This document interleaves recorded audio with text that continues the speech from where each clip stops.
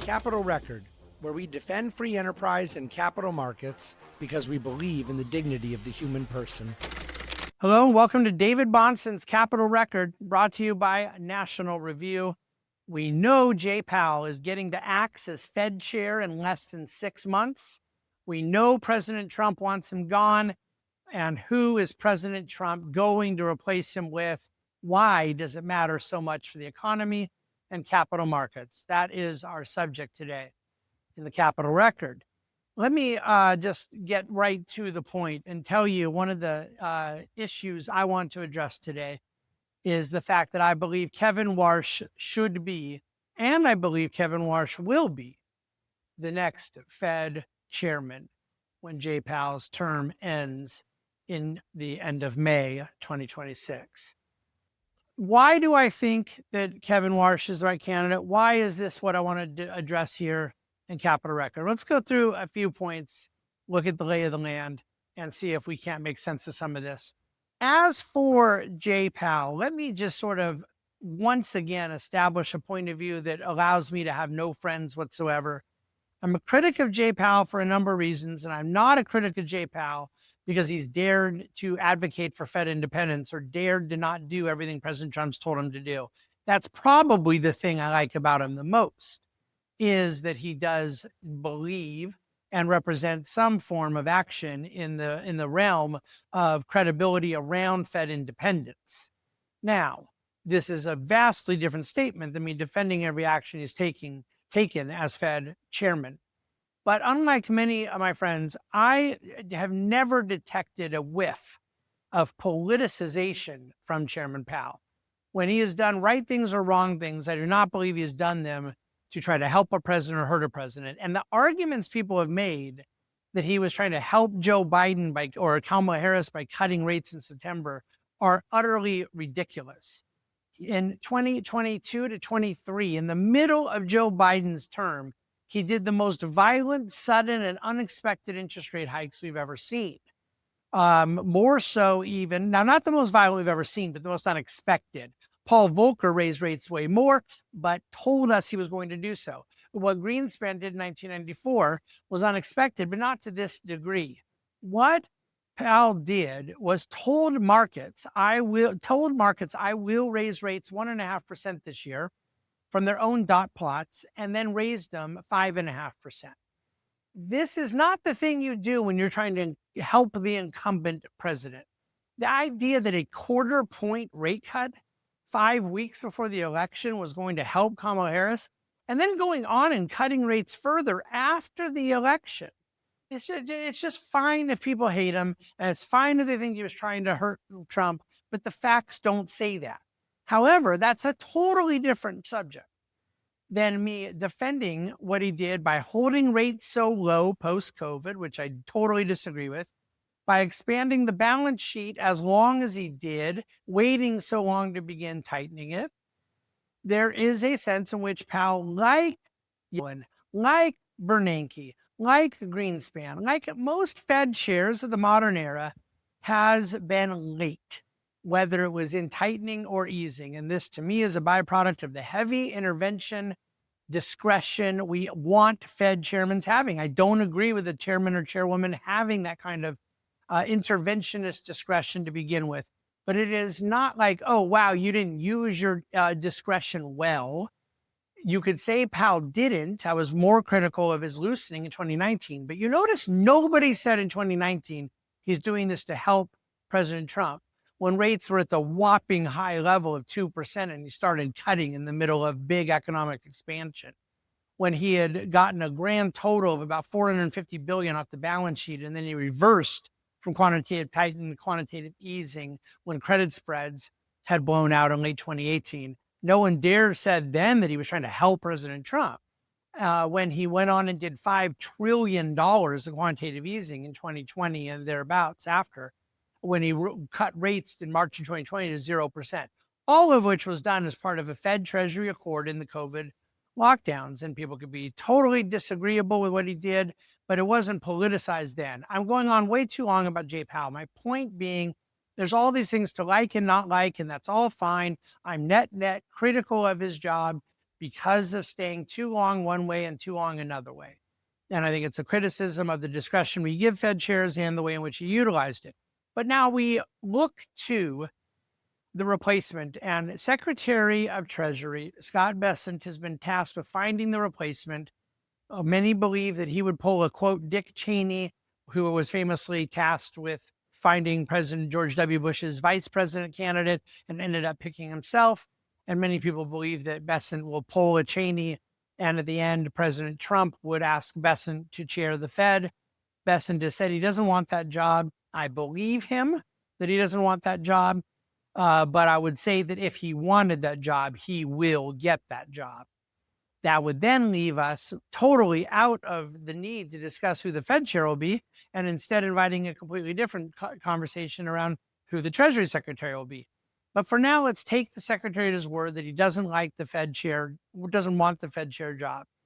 Who will it be? They floated out Kevin Hassett, National Economic Council Director, who has been a staunch free trader in the past, and over the course of the last 8 months has said things that I am utterly mystified have come out of his mouth, where he has sounded a lot more like Pete Navarro, who was once an ideological rival of his, as he wrote about in his own book, and has now become either a fake protectionist or a real protectionist, which I don't know what I believe is worse.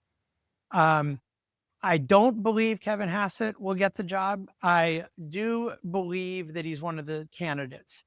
Stephen Mirren is another one who just got named in a temporary Fed position to replace a Fed governor who had quit. Mirren was there as the head of the Council of Economic Advisors and is on temporary leave from that. He has done more than anyone could do to campaign for the position, basically saying all sorts of things the president would want to hear that have been really kind of universally laughed at, mocked and scoffed for good reason at their absurdity in a rationale for cutting interest rates far more than any serious person thinks makes sense. So you have one who has been willing to be excessively sycophantic to President Trump about monetary policy. That's Stephen Mirren, who I think would have no credibility at all in financial markets. You have one who's been excessively sycophantic in what they've said in other economic policy. That's Kevin Hassett. I think would be not taken very well by financial markets. You have Scott Bessent, who I think would be taken okay by financial markets. He certainly has been as Treasury Secretary. And yet I don't think markets would respond well to him leaving the job he already has. And there's other issues I'd call into question there too.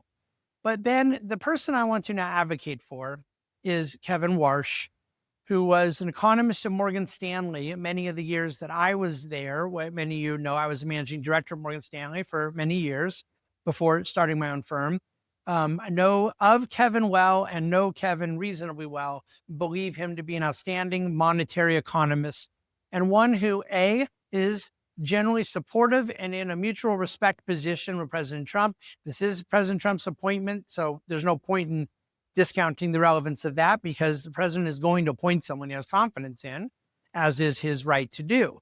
But he also is one who I believe will have credibility with financial markets. Now, Kevin Warsh is saying what the president wants him to say about interest rates. But the difference between him and other candidates is he's actually saying it for a coherent reason. Whereas some of the other candidates are either saying absurd things like Stephen Mirren or saying it for the wrong reasons to sort of tickle the ear of the president.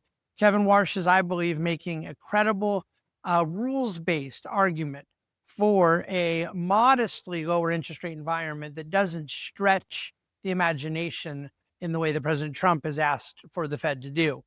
Number two, financial markets will, let's just say, allow for some credibility in the way they perceive him relative to other candidates, not only from his time at Morgan Stanley, his familiarity with financial markets, his time at Hoover Institute as a real genuine monetary economist.